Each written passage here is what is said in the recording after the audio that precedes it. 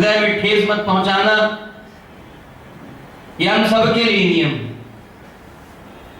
इसलिए वैष्णव की आचार संहिता क्या है, वैष्णव को किस तरह से रहना चाहिए, ध्यान दीजिए इस बात।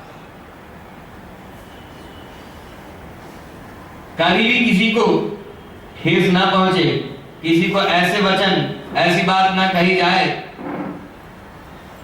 जिससे कष्ट होता। अरे तो सबके लिए ऋषियों ने क्या कहा, श्रूयताम धर्म सर्वस्वम श्रुत्वा चैवावधार्यताम, धर्म के सर्वस्व सार को सुनो और सुनकर के ग्रहण करो, धारण करो। क्या आत्मना प्रतिकूलानि परेशान न समाचरे, जो अपने लिए प्रतिकूल है, जो अपने को अच्छा ना लगे, जिससे अपने को कष्ट होता हो, वो दूसरों के साथ मत करो। तो ऐसा अपने को अच्छा लगता है, अपने साथ कोई इस तरह का व्यवहार करे तो अच्छा लगता है। श्रीनारायण भगवान की। कोई अपने को कटु वचन कहे अच्छा लगता है, कोई अपने से वैर विरोध करे अच्छा लगता है, कोई छल छल करे, कपट करे अच्छा लगता है। तो फिर क्यों, तो फिर हम किसी के साथ भी क्यों करें? ऐसा करना चाहिए क्या? यही दासानुदास का स्वरूप है, भगवान के दास का यही स्वरूप है। भगवान का ऐसा दास बन करके रहना, भगवान के दासों में जो सबसे छोटा दास है उसका भी दास मैं हूं, ऐसा भाव होना चाहिए। इनका यही भाव नहीं था, इसलिए अभिमान आ गया। जब दासानुदास भाव मन में रहेगा तो अभिमान नहीं आएगा, घमंड नहीं आएगा, अहंकार नहीं आएगा। और दास मतलब भगवान के दास में जो सबसे छोटा दास है उसका भी दास। तो फिर हमारा क्या हुआ? हमारा कुछ है क्या? ये तो सब मालिक का है, स्वामी का है। सब कुछ मालिक का, स्वामी का हुआ ना। हमारा क्या हुआ? हम तो दास हुए। तो दास का क्या? सब कुछ मालिक का है। और दास का कर्तव्य है, दास का धर्म है, दास की ड्यूटी है मालिक की सेवा करना, मालिक के हर आदेश को मानना, पालन करना। तो यदि ऐसा भाव है तो फिर अपराध नहीं बनेगा। यदि मोक्ष प्राप्त करने की इच्छा है तो इन सब बातों से बचना पड़ेगा, क्योंकि भगवान के दास का यदि अपराध बनता है तो भला ही वैकुंठ में हो, जय विजय वैकुंठ में ही तो है। लेकिन भगवान के दास का अपराध किया तो 3 जन्म के लिए राक्षस योनि में डाल दिया गया। भगवान ने कहा 3 जन्म के लिए राक्षस शरीर में जाओ, राक्षस योनि में जाओ, दैत्य योनि में जाओ। तुरंत ही जय विजय का पतन हो गया। सुखदेव जी कह रहे हैं, परीक्षित इधर कश्यप ऋषि की पत्नी ने, जो दैत्यों की माता है, कश्यप ऋषि की 2 पत्नी है। कौन कौन? दिति और अदिति। कश्यप ऋषि की पत्नी दिति, इन्होंने कश्यप ऋषि से हठ किया, जिद की। अनुचित समय में, गोधूली बेला का समय था, सायंकाल का दिन समाप्त हो रहा था, रात आरंभ हो रही थी। ऐसे समय में, दोनों समय का संध्या काल जो है, गोधूली बेला का समय, सूर्यास्त के आधे घंटे पहले से लेकर के सूर्यास्त के आधे घंटे बाद तक का समय जो है वो संध्या काल कहा जाता है। ऐसे समय में पुत्र की याचना की, कहा पुत्र प्राप्ति के लिए उद्योग करना चाहिए, पुत्र प्राप्ति के लिए कर्म करना चाहिए। काम भोग की, विषय भोग की इच्छा मन में जागृत हुई। कश्यप ऋषि ने समझाया कि ठीक है, आपकी इच्छा है पुत्र प्राप्ति की, लेकिन ऐसे अनुचित समय में गर्भाधान संस्कार नहीं होना चाहिए, स्त्री पुरुष का संग नहीं होना चाहिए। क्यों? क्योंकि ऐसे समय में जो गर्भाधान संस्कार होगा उसके फलस्वरूप जो पुत्र उत्पन्न होगा वो बड़ा दुखदायी होगा, बड़ा कष्टदायी होगा। वो बिल्कुल नालायक, देश समाज का अहित करने वाला, लोगों का अहित करने वाला उत्पन्न होगा, ऐसा पुत्र होगा। मना किया कश्यप ऋषि ने, कहा नहीं, इस समय में इसकी याचना मत कीजिए। लेकिन दिति ने हट पकड़ लिया कि नहीं, इसी समय पुत्र प्राप्ति की इच्छा है, इसी समय काम भोग की इच्छा। 4 काम मना किए हुए ऐसे समय में, संध्या काल के समय में 4 काम मना किए हुए जो नहीं करना। विद्या अध्ययन, भोजन, शयन और स्त्री पुरुष का मिलन, जो कश्यप ऋषि और दिति का हुआ। ऐसे समय में विद्या अध्ययन करेंगे तो ज्ञान नष्ट हो जाएगा, ऐसा ज्ञान निरर्थक होगा, अहितकर होगा, बुद्धि खराब होगी। भोजन करेंगे तो शरीर में रोग होगा। और आजकल इन सब बातों का विचार है कहीं?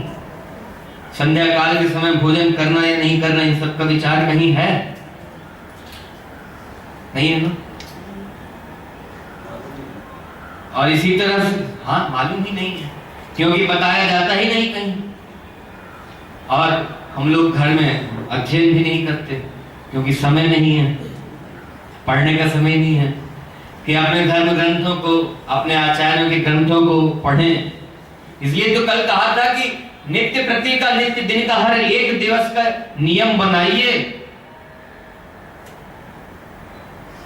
कि 10 मिनट भी कुछ भगवत चर्चा करेंगे घर में बैठ करके, परिवार के सब लोग इकट्ठे होकर के। तो प्रयास ये होना चाहिए। तो फिर इस पे सब लोग कहा करते हैं कि समय नहीं है। क्यों नहीं है समय? समय इसलिए नहीं है क्योंकि धन को प्राप्त करने की इच्छा, कामना इतनी अधिक है कि व्यापार में, नौकरी में समय इतना बीत रहा है, और फिर ऑफिस जाना है, दुकान जाना है, फैक्ट्री में जाना है, आने जाने का समय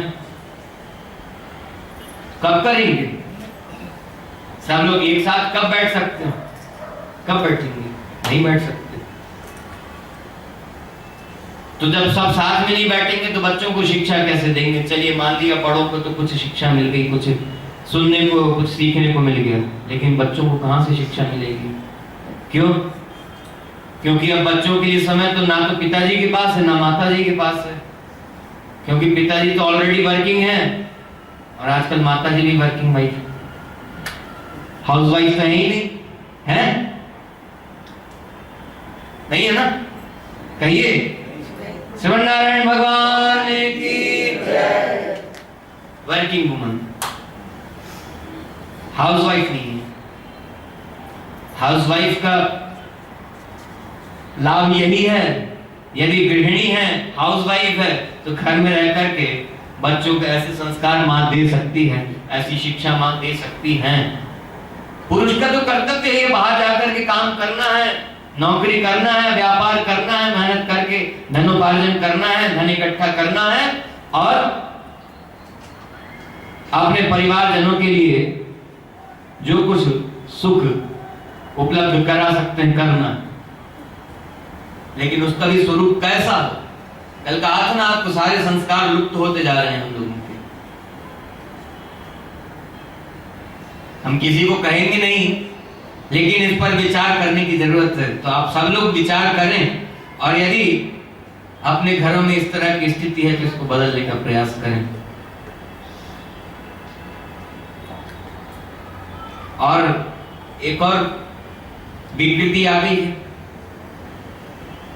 वर्किंग वुमन नहीं भी है तो कम से कम किटी वुमन तो है ही। नहीं है? गलत तो नहीं कहा? किटी अटेंड करना है, क्लब में जाना है, हाउस वाइफ है तो विचार कर लीजिएगा फिर अच्छे से। और यदि हमने प्रश्न पूछ लिया तो फिर आपको चुप ना रहना पड़े, ये ध्यान रखिएगा। श्रीमन नारायण भगवान की जय। हाउस वाइफ के या गृहिणी स्त्री के क्या क्या कर्तव्य हैं, उन कर्तव्यों को ध्यान में रख करके करना है। और ऐसा नहीं कि ये केवल माताओं की ही जिम्मेदारी है, माताओं का ही काम है बच्चों को शिक्षा देना, ये पिता का भी काम है। हाँ, नहीं तो ऐसा सोचने लगे कि चलो हम तो फ्री हुए। नहीं, ऐसा नहीं।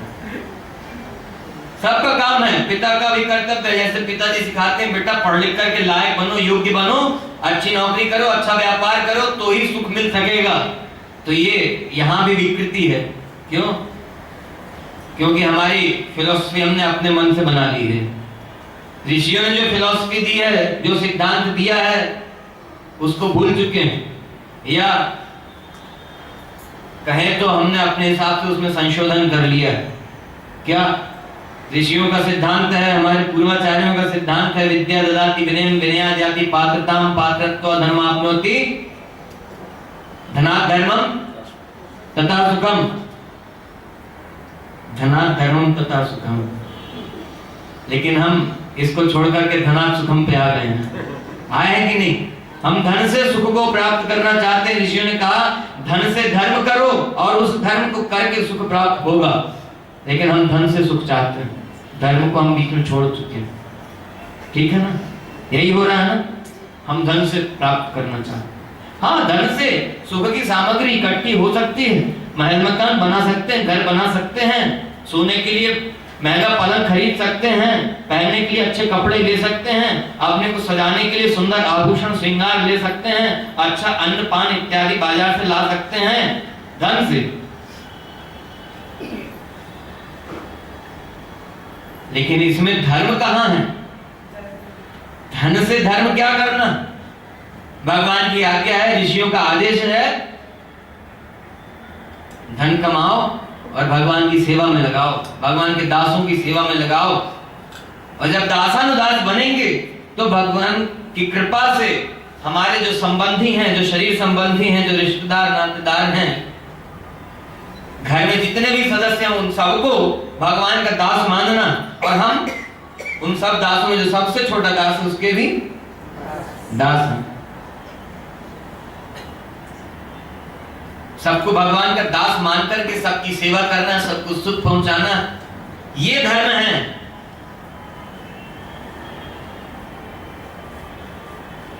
धनात् धर्मं तथा सुखम का अर्थ यह है कि धर्म के अनुसार आचरण करो, जैसा बताया गया है, जैसे ऋषियों ने आदेश किया है। भोजन किस प्रकार से करना, वस्त्र किस प्रकार से धारण करना, सोना किस प्रकार से, आहार विहार किस तरह का हो, विद्या अध्ययन किस तरह का हो, ज्ञान किस तरह से प्राप्त करें, धन का उपभोग कब कितना करना, किस प्रकार से करना, कितना धन अपने पास रखना, एकत्रित करना, कितना धन दान करना, कितना सुखों की सामग्री के लिए खर्च करना। और उसी में आदेश है कि धन को बचाना भी है, इकट्ठा भी करना है। लेकिन हम क्या इकट्ठा कर रहे हैं? हम धर्म से दूर होते जा रहे हैं। इस बात को ध्यान में रखिएगा। आप कहीं नहीं हो रहे हैं, लेकिन थोड़े थोड़े दूर होते जा रहे हैं। क्योंकि चार्वाक दर्शन जो है, चार्वाक दर्शन नास्तिक दर्शन है, उसमें भगवान की कोई बात नहीं है। और हम लोग चार्वाक दर्शन की तरफ ही जा रहे हैं। धन संचय तो कर नहीं पा रहे हैं, आगे आने वाले समय में धन काम आए वो तो कर नहीं पा रहे हैं। क्या कर रहे हैं? जो चार्वाक ने कहा है, यावत जीवे सुखम जीवे ऋणम कृत्वा घृतम पीबे। जब तक जियो सुख से जियो, अपने कमाए धन से पूरा नहीं होता तो ऋण लेकर के घी पियो। हम इसी सिद्धांत पर चल रहे हैं, नहीं है कि नहीं? बोलिए, ऋण लेकर के घी पी रहे हैं कि नहीं? बैंक सब देने को तैयार है। आप अपना मन तो कड़क कर लीजिए, थोड़ा सा हृदय तो कठोर कर लीजिए कि हाँ, हम जितना भी कमाएंगे वो सब EMI में कमाएंगे। बैंक सब देने को तैयार है, नहीं? और ऐसा यदि मिलता जा रहा है तो हमारी इच्छाएं, लालसाएं, कामनाएं भी वैसे ही बढ़ती जा रही है कि नहीं? संतोष कहाँ है इसमें? तो फिर हम धर्म के मार्ग पर हैं क्या? हम तो चार्वाक के मार्ग पर हैं। यावत जीवेत सुखम जीवेत ऋणम कृत्वा घृतम पीबेत। गाड़ी भी मिल जाएगी फाइनेंस करके, घर भी मिल जाएगा, और जो जो काम करने सब हो सकता है। क्या किया जाए? आप कहेंगे इसके अलावा और कोई रास्ता है नहीं। अब बात तो ठीक भी है, अब के परिवेश में तो नहीं ही है। कैसे होगा? क्योंकि सब कुछ इतना महंगा तो होता जा रहा है, शिक्षा इतनी महंगी। चलिए ठीक है, आप कहेंगे कि ठीक है छोटे घर में हम रह लेंगे, खान पान थोड़ा कम कर लेंगे, लेकिन बच्चों को शिक्षा देना तो जरूरी है। हाँ बिल्कुल जरूरी है, बिल्कुल सही है। लेकिन अब हमारे यहाँ की शिक्षा प्रणाली ही ऐसी हो गई है, इतनी महंगी हो गई कि शिक्षा तो ऐसी चाहिए। लेकिन धनात् सुखम याद है ना, धनात् धर्मम तथा सुखम के पहले वाली बात जो है, विद्या ददाति विनयम विनयाद् याति पात्रताम। विद्या विनय देती है, विनय से पात्रता आती है। ये कहीं भी नहीं सिखाया जाता कि बड़ों का अनादर करो, अपमान करो। सब जगह बड़ों का सम्मान करने की शिक्षा दी जाती है, विनय रहना चाहिए। अब आजकल की स्थिति क्या हो गई है, स्टूडेंट्स कैसे हो रहे हैं? अब स्टूडेंट्स रिवॉल्वर भी रखते हैं, गन भी रखते हैं कि नहीं? और कितने समाचार, कितनी न्यूज ऐसी आ चुकी हैं कि टीचर को शूट कर दिया, टीचर को थप्पड़ लगा दिया, टीचर को कार से हिट कर दिया। हो रहा है कि नहीं सर? इसके लिए जिम्मेदार कौन है? कौन जिम्मेदार है? क्योंकि विनय नहीं है। और हम उस शिक्षा प्रणाली में हैं, विद्या अध्ययन की उस प्रणाली में हैं जिससे केवल और केवल धन प्राप्त करने की कितनी जल्दी से जल्दी कमी पूरी हो सके। धन प्राप्त करना है तो कितनी जल्दी से जल्दी प्राप्त हो सके, इसके लिए ऐसी शिक्षा चाहिए कि जल्दी योग्य बन जाए। पहले नौकरी करते थे, व्यापार करते थे, अध्ययन पूरा करने के बाद, शिक्षा पूरी करने के बाद, और अब विद्या अध्ययन के साथ में ही धनोपार्जन भी चालू हो गया है कि नहीं? हो रहा है ना? तो विद्या के साथ साथ में धनोपार्जन भी चलता रहेगा तो विद्या भी पूरी नहीं हो पाएगी। और विनय वाली बात तो अब की विद्या पद्धति में, शिक्षा प्रणाली में कहीं है ही नहीं है। क्योंकि पहले पढ़ाया जाता था तो गीता का भी कुछ समावेश किया जाता था स्कूल शिक्षा में, रामायण का भी कुछ लिया जाता था, भगवान राम का कुछ चरित्र भी लिया जाता था। यदि कोई शिक्षा क्षेत्र से जुड़े हो तो हमारे ऊपर नाराज मत होइएगा, लेकिन अब सब जो भी विचार कर रहे हैं, खुद शिक्षक लोग भी, खुद टीचर लोग भी लॉर्ड मैकॉले की शिक्षा प्रणाली को कोस रहे हैं। क्यों? क्योंकि उनको भी तो ये समझ में आ रहा है कि इस शिक्षा पद्धति में क्या क्या हानियां, हम अपना सब कुछ छोड़ते जा रहे हैं। और इस शिक्षा पद्धति के कारण हमारा जितना पतन हो रहा है, पतन क्या हो रहा है? यही विनम्रता नहीं है, सद्भाव नहीं है, किसी के प्रति आदर सम्मान नहीं है। तो ठीक है, यदि हमारी मजबूरी ही है कि ऐसी शिक्षा स्कूल में भेज करके देनी है बच्चों को, तो कम से कम घर में तो हम सिखा सकते हैं। घर में तो सिखा सकते हैं ना, सिखाना चाहिए। ये सबको विचार करने की जरूरत है। कल भी कहा था आपको एक बात के लिए कि आज से और अभी से चालू कर दीजिए, और जहां जहां जरूरत, आवश्यकता हमें मालूम होगी, जहां जहां नेसेसिटी मालूम होगी कि यहाँ कहना है कि ये काम आज से और अभी से चालू कर दीजिए, आपको कहते रहेंगे। तो इस काम को भी करने का प्रयास कीजिए। इन सब बातों को बच्चों को सिखाएगा कौन? स्कूल में अब ये सब नहीं सिखाया जाता, ये सब हम लोगों को स्वयं करना पड़ेगा। इसलिए कहा कल कि घर में थोड़ी देर भी 10 मिनट भी बैठ करके, अब सब लोग साथ बैठ करके करेंगे तो उससे ये होगा कि बड़ों के प्रति, केवल बच्चों का केवल माता पिता के प्रति ही नहीं, अपने दादा दादी, बड़े पिताजी, बड़ी माँ,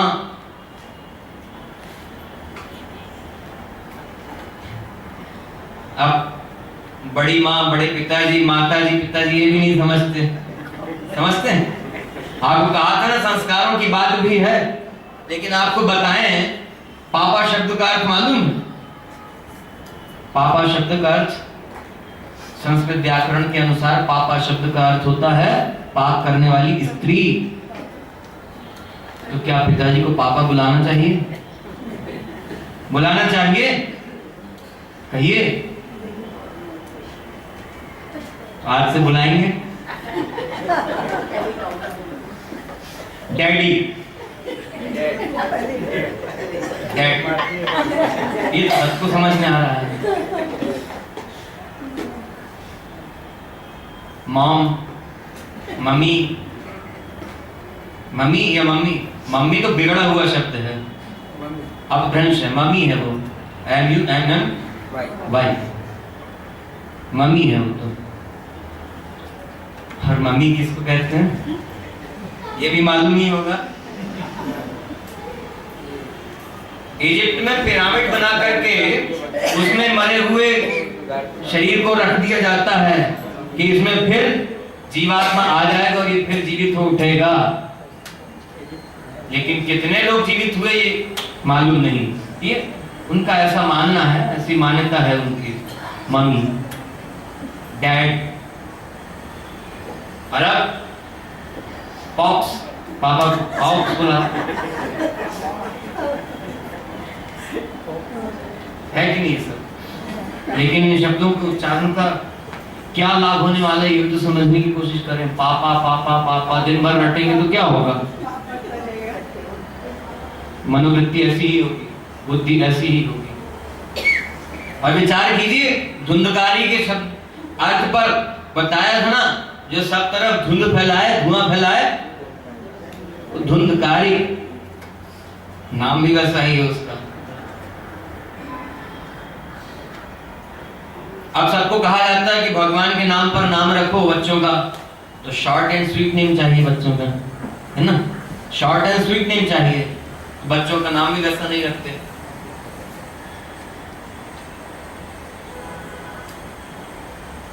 तो क्या कहें, लेकिन फिर भी प्रयास कीजिए, इतना तो जरूर कहेंगे आपको, कोशिश कीजिए आज से पापा, मम्मी, डैड ये सब, और हाय मैं मर गया, हाय मैं लुट गया, हाय मैं बर्बाद हो गया।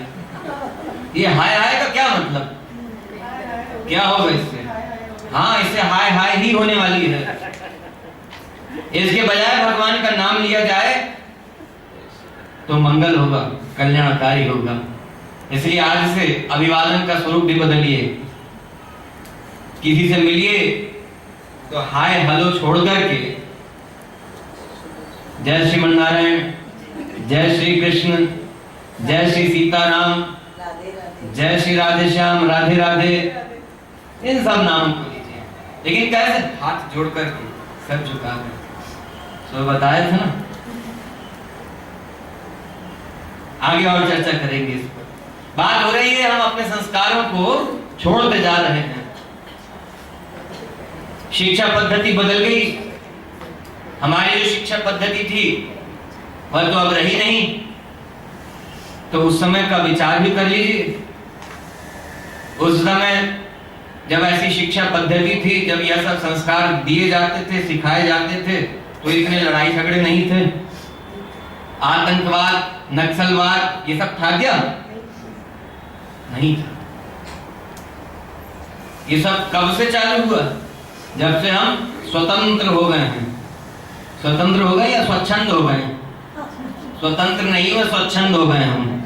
स्वतंत्र और स्वच्छंद में अंतर है, डिफरेंस है। स्वतंत्र मतलब एक अपनी निश्चित हुई व्यवस्था के अंदर रहना, स्वतंत्र। तंत्र मतलब व्यवस्था, व्यवस्था के अंदर रहना। और स्वच्छंद मतलब अपनी इच्छा अनुसार आचरण करना, जैसा हमारा मन चाहे हम वैसा करेंगे। हम स्वच्छंद हैं, हम स्वतंत्र नहीं है। इससे अच्छा था शासन, जो कहते हैं ना कि इससे अच्छा शासन था, सही बात थी वो, लेकिन फिर भी उसकी भी विकृति थी।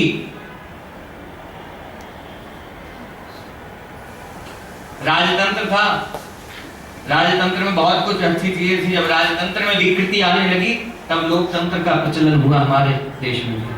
लेकिन अब ये कहना नहीं चाहिए, लेकिन इसमें भी विकृति आ रही है, लोकतंत्र में भी।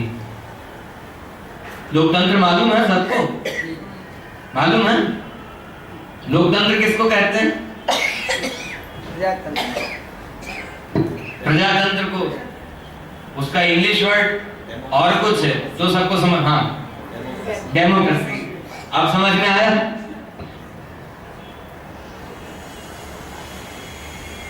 लोग अपने राजा को चुनते हैं, उसको लोकतंत्र कहते हैं, डेमोक्रेसी। चलिए ठीक है, जो भी है। स्वतंत्र होने का मतलब एक व्यवस्था में रहना। व्यवस्था कौन सी? जो हमारे पूर्वजों ने बनाकर के व्यवस्था दी हुई है, उस व्यवस्था के अंदर रहा जाए, उस व्यवस्था के अनुसार जीवन आचरण किया जाए तो सब अच्छा हो सकता है। लेकिन हम स्वतंत्र नहीं, स्वच्छंद हो गए, अपनी इच्छा अनुसार आचरण व्यवहार कर रहे हैं, इसलिए उनका परिणाम भी इस तरह से देखने को मिल रहा है। तो स्वच्छंदता छोड़कर के स्वतंत्र होकर के या परतंत्र भी रहा जाए तो कोई बुराई नहीं है। परतंत्र किसके होना? भगवान की। भगवान का दास बनना है, लेकिन वहां ऐसा परतंत्र होने के बाद ऐसा अत्याचार नहीं होगा। परतंत्रता में जो अत्याचार था, जो अनाचार था प्रजा के ऊपर, लोगों के ऊपर, जनता के ऊपर, ऐसा अत्याचार अनाचार भगवान की तरफ से नहीं है। भगवान की व्यवस्था, भगवान के तंत्र में, भगवान के नियम, भगवान के अनुशासन में रहने में कोई हानि नहीं। वहां तो मंगल ही मंगल है, वहां तो अच्छा ही अच्छा होगा। भगवान की व्यवस्था में चलने का प्रयास कीजिए। भगवान की व्यवस्था में चलने के लिए ही श्रीमद् भागवत कथा है। भगवान की बनाई व्यवस्था में चलने के लिए ही भगवान श्री रामचंद्र जी का चरित्र है। भगवान की बनाई व्यवस्था में चलने के लिए श्रीमद् भगवत गीता का उपदेश भगवान ने किया है। इसलिए इन सब की बात मान करके इन ग्रंथों में, इन शास्त्रों में, पुराणों में जो कुछ उपदेश किया गया है, उस उपदेश को स्वीकार करके अपनी व्यवस्था बनाएं और ऐसे स्वतंत्र होएं। ठीक है ना? स्वतंत्र होने का मतलब भी बदलिए आज से। श्रीमन नारायण भगवान की जय। भाष्यकार श्री राम स्वामी महाराज की जय। श्री स्वामी जी महाराज की जय। श्री भागवत गोष्ठी की जय। क्या चर्चा हो रही थी याद है? ये स्वतंत्र, स्वच्छंद और ये सब शिक्षा पद्धति कहां से आई ये बात? क्योंकि हम संस्कार भूलते जा रहे हैं। बात हो रही थी कि संध्या काल के समय में, जिस समय में ये चार काम निषेध किए गए हैं, मना किए गए हैं, उस समय हम सब करते हैं। कहां से चालू हुई थी ये बात कि संध्या काल के समय में भोजन करते, इसका विचार किसी को नहीं, क्योंकि ये सब सिखाने वाला कोई नहीं है। आपने कहा था एक मालूम ही नहीं, कोई बताता ही नहीं तो मालूम ही नहीं है। यहीं से बात वहां तक पहुंच गई थी। अब याद है? तो भोजन ना किया जाए संध्या काल के समय में, शयन ना किया जाए, विद्या अध्ययन न किया जाए, और स्त्री पुरुष का संग नहीं होना चाहिए, अर्थात मैथुन नहीं होना चाहिए। ऐसे समय का संबंध यदि है स्त्री पुरुष का, तो उसके फलस्वरूप ये हिरण्याक्ष, हिरण्यकश्यप जैसे पुत्र उत्पन्न होंगे। सुखदेव जी कह रहे हैं परीक्षित, दीदी नहीं मानी, हट किया, बहुत समझाने के बाद भी नहीं मानी। कश्यप ऋषि का और दीदी का संबंध हुआ, बहुत देर तक विहार करते रहे, विषय भोग का सुख लेते रहे, और फिर बाद में कश्यप ऋषि ने कहा दीदी को कि मैंने बहुत समझाया था, तुम नहीं मानी, हट किया, तो अब इस समय जो गर्भाधान संस्कार हुआ है, सारे संसार को, सारी प्रजा को, सारी जनता को दुख देने वाले, त्रास देने वाले पुत्र उत्पन्न होंगे तुम्हारे गर्भ से। ऐसा कह करके बड़ा पश्चाताप करते हुए कश्यप ऋषि वन में चले गए। सुखदेव जी कह रहे हैं परीक्षित, कश्यप ऋषि की यह बात सुनकर के कि सारे संसार को त्रास देने वाले पुत्र उत्पन्न होंगे, बड़ी दुखी हुई, मन में बड़ा पश्चाताप है, 100 वर्ष तक गर्भ को अपने पेट में रखी रही दीदी, 100 वर्ष तक। क्यों? इसी बात का भय है कि मेरे पुत्र, इस बात की चिंता तो होनी चाहिए हमारे बच्चे कैसे हो, देश समाज के लिए हितकारी हो, लोगों के लिए हितकारी हो। फिर ऐसे पावरफुल चाहिए कि हर कोई डरता रहे, हर कोई दुख पाए, ऐसा पावरफुल चाहिए क्या? नहीं। उसकी शिक्षा ऐसी हो, उसका स्वभाव आचरण ऐसा हो, उसका कर्म ऐसा हो जो दूसरों को भी सुख पहुंचाने वाला हो, ऐसा होना चाहिए। तो इन सब बातों में ध्यान देने की आवश्यकता जरूरत है।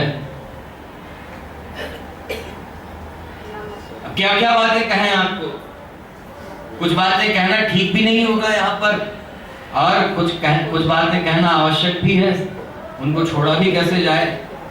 शास्त्र में सारे नियम तो बताए हुए, किस समय में गर्भाधान संस्कार हो तो पुत्र उत्पन्न होगा, किस समय में गर्भाधान संस्कार हो तो पुत्री उत्पन्न होगी। ये सब ज्ञान किसी को रहा नहीं। क्यों? क्योंकि हम अपने धर्म कर्म को छोड़ते जा रहे हैं, अपने ऋषियों की, अपने पूर्वजों की बनाई परंपरा को छोड़ते जा रहे हैं, तो ये मालूम ही नहीं। और उसका दुष्परिणाम क्या निकल रहा है? एक पुत्र है तो दूसरी पुत्री ही चाहिए, एक पुत्री है तो दूसरा पुत्र ही चाहिए, और दूसरी पुत्री हो गई तो भार बन जाती है, बोझ बन जाती है। जहां नहीं है वहां भगवान की बड़ी कृपा है, समझना चाहिए। लेकिन इस तरह के विचार जो लोगों के मन में उत्पन्न हो रहे हैं, मन बुद्धि में जो इस तरह की विकृति आ रही है, यदि हम अपने धर्म का पालन करें, अपने ऋषियों की बनाई परंपरा का पालन करें, तो इन सब से बचा तो जा सकता है ना। हमारे ऋषियों का चिंतन तो देखिए, सिद्धांत तो देखिए, उनकी सोच कहां तक की है, इस पर विचार तो करें कि हमारे ऋषियों ने इस तरह की परंपराएं क्यों बनाई। पुत्र चाहिए, और पुत्र भी कैसा चाहिए? रूपवान चाहिए, गुणवान चाहिए, देश समाज के लिए, लोगों के लिए हितकर हो, ऐसा पुत्र चाहिए। तो किस समय में गर्भाधान संस्कार होना चाहिए? इन सब का विचार कहां है?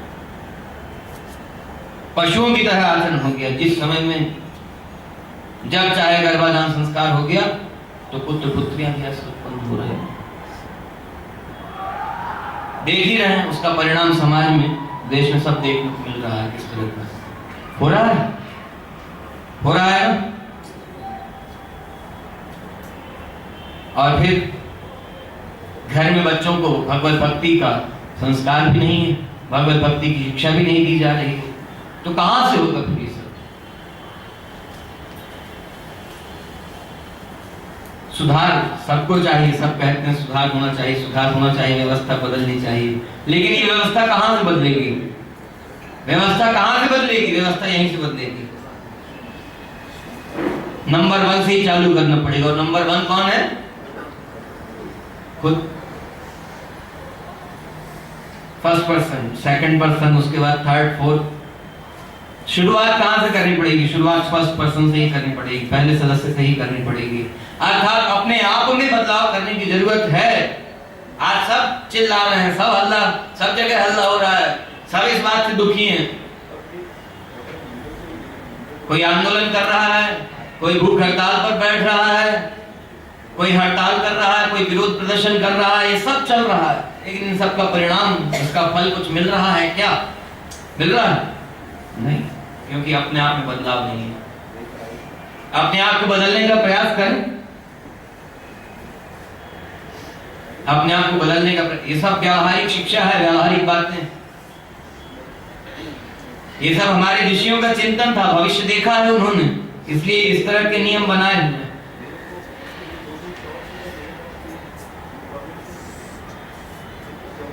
100 वर्ष तक पेट में गर्भ को धारण किए रहे, 100 वर्ष बाद 2 पुत्र उत्पन्न हुए, जन्म लेते ही आकाशव्यापी शरीर हो गया। कितना बड़ा, कितना विशाल शरीर है। पैर यहाँ पृथ्वी पर और सर, मस्तक जो है आकाश में पहुंच गया। इतना बड़ा शरीर है। माया भी है, स्वरूप बदल भी लिया करते हैं, लेकिन ऐसा शरीर है इनका। सुखदेव जी कह रहे, परीक्षित दिग्विजय करने के लिए निकला हिरण्याक्ष। सारे देवताओं को बड़ा दुख दिया, सबके ऊपर विजय प्राप्त कर ली। अपने बल का बड़ा अभिमान था, क्यों? इसके जैसा शक्तिशाली कोई था नहीं। और तो और ब्रह्मा से वरदान प्राप्त कर लिया तपस्या करके। नारद जी मिले एक दिन, नारद जी से पूछा हमारे बराबर का कोई योद्धा हो तो बताइए। हमारे बराबर का कोई योद्धा है नहीं, युद्ध करने की बड़ी इच्छा हो रही है। नारद जी ने कहा भगवान तुम्हारी इच्छा पूरी करेंगे।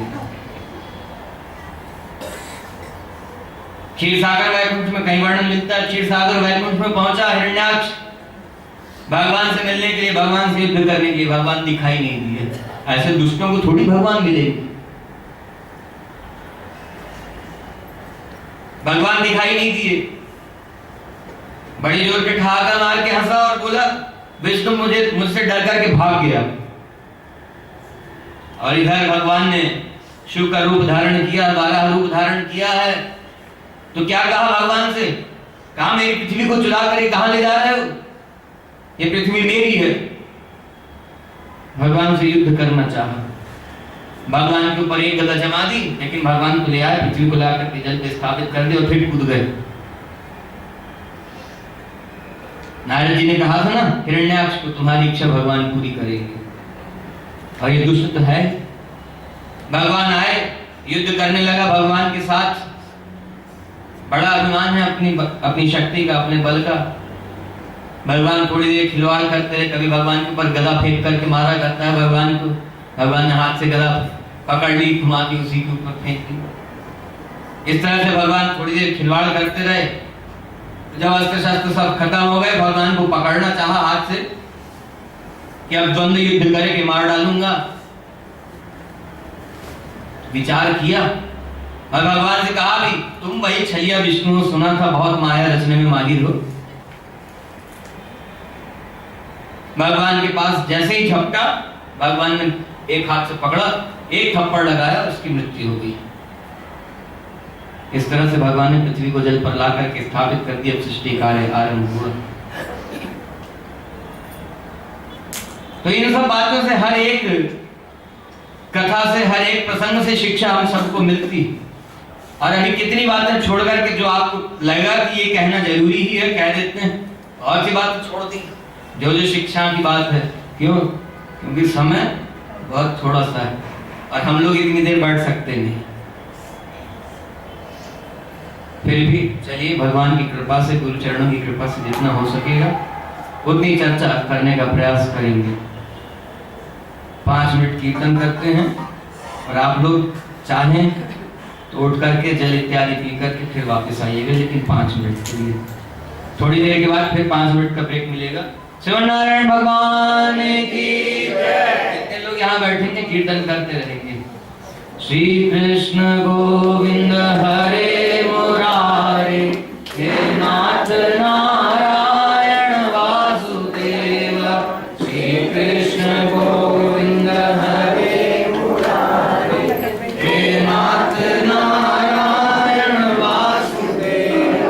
श्री कृष्ण गोविंद हरे मुरारे, हे नाथ नारायण वासुदेव। श्री कृष्ण गोविंद हरे मुरारे, हे नाथ नारायण वासुदेव। श्री कृष्ण गोविंद हरे मुरारे, हे नाथ नारायण वासुदेव। श्री कृष्ण गोविंद हरे मुरारे, हे नाथ नारायण वासुदेव। श्री कृष्ण गोविंद हरे मुरारे, हे नाथ नारायण वासुदेव। श्री कृष्ण गोविंद हरे मुरारे, हे नाथ नारायण वासुदेव। पितुमा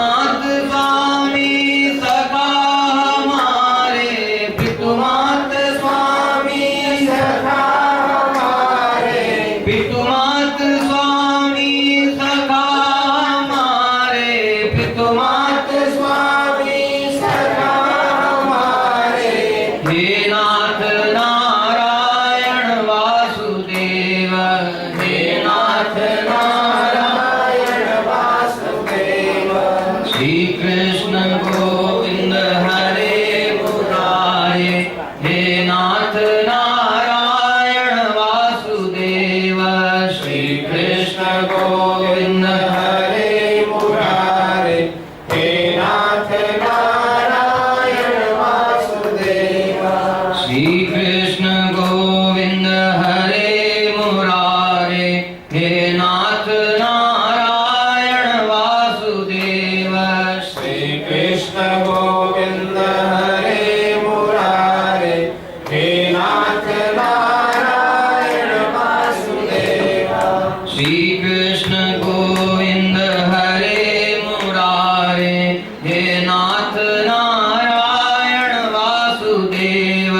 श्री कृष्ण गोविंद हरे मुरारे, हे नाथ नारायण वासुदेव। राजीव लोचन अतीव सुंदर, राजीव लोचन अतीव सुंदर, राजीव लोचन अतीव सुंदर, राजीव लोचन अतीव सुंदर। मुरली मनोहर गोपाल गिरधर, मुरली मनोहर गोपाल गिरधर, हे नाथ नारायण वासुदेव। हे नाथ नारायण वासुदेव। श्री कृष्ण गोविंद हरे मुरारे, हे नाथ नारायण वासुदेव। श्री कृष्ण गोविंद हरे मुरारे, हे नाथ नारायण वासुदेव। श्री कृष्ण गोविंद हरे मुरारे, हे नाथ नारायण वासुदेव। श्री कृष्ण गोविंद हरे मुरारे, हे नाथ नारायण वासुदेव। श्री कृष्ण गोविंद हरे मुरारे, हे नाथ नारायण वासुदेव। श्री कृष्ण गोविंद हरे मुरारे, हे नाथ नारायण वासुदेव। श्री कृष्ण गोविंद हरे मुरारे, हे नाथ नारायण वासुदेव। श्री कृष्ण गोविंद हरे मुरारे, हे नाथ नारायण वासुदेव। श्री कृष्ण गोविंद हरे मुरारे, हे नाथ नारायण वासुदेव। श्री कृष्ण गोविंद हरे मुरारे, हे नाथ नारायण वासुदेव। श्री कृष्ण गोविंद हरे मुरारे, हे नाथ नारायण वासुदेव। श्री कृष्ण गोविंद हरे मुरारे, हे नाथ नारायण वासुदेव। श्रीमन्नारायण भगवान की श्री भाष्यकार श्री राम स्वामी महाराज की श्री आचार्य जी महाराज की श्री स्वामी जी महाराज की श्री भागवत गोष्ठी की श्री गोदा रंगनाथ भगवान की श्री गोदा महारानी की श्री सुखदेव जी महाराज की श्री व्यास जी महाराज की श्रीमद् भागवत महापुराण की जय जय श्री राधे श्याम। देखिए अभी तक नहीं लौटा। 5 मिनट का समय दिया था, 5 मिनट से तो ज्यादा ही हो गए। आप शुरू करिए, सब हो जाएगा। हाँ शुरू तो करेंगे, इतनी देर थोड़ी रुकेंगे। भगवान ने हिरण्याक्ष का वध कर दिया और पृथ्वी को ला करके जल के ऊपर स्थापित कर दिया। अब सृष्टि विस्तार का कार्य आरंभ हुआ। श्री सुखदेव जी कह रहे हैं, परीक्षित महाराज मनु और शत्रुपा के 2 पुत्र और 3 पुत्रियां हुए। इन्हीं के वंश से सारा संसार भर गया। इनके 2 पुत्र हैं प्रियव्रत और उत्तानपाद, और 3 कन्याएं हैं, आकुति, देवहुति और प्रसूति। इनका सबका क्रमशः वर्णन किया है। सुखदेव जी कह रहे परीक्षित, महाराज मनु के वंश में भी अनेक महात्मा पुरुष हुए और कैसे कैसे राजा हैं महाराज मनु के वंश में। महाराज